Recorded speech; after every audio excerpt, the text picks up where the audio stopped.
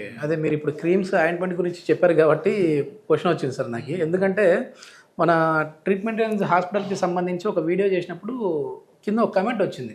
అసలు ఇట్లాంటి సుత్తి ఆపరేషన్‌లు అవసరం లేదు. డయాబెటిక్ ఉన్నవాళ్ళు కొన్ని రకాల క్రీమ్స్ వస్తాయి. అవి పట్టించుకుంటే సరిపోతది అంటున్నారు కదా!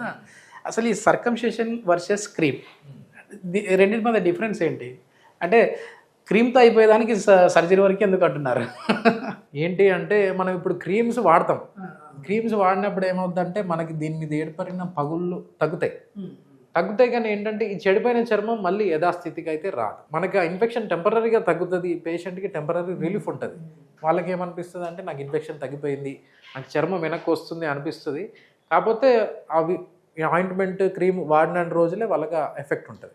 మళ్ళీ ఆపేసినాక మళ్ళీ మేబీ 1 వీక్కో లేకపోతే ఒక 10 డేస్కో మళ్ళీ రిపీట్ అవుతుంది. మళ్ళీ రిపీట్ అయినప్పుడు మళ్ళీ చెడిపోతుంది. మళ్ళీ చెడిపోయి ఇంకొంచెం మూసుకుపోయి మొత్తం మూసుకుపోతుంది అనమాట.